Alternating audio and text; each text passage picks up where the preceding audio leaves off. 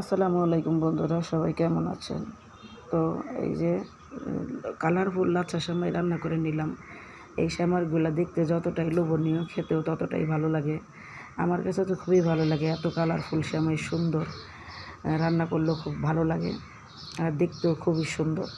তো আজকে এই যে কালারফুল সেমাই রান্না করে নিলাম গরম গরম।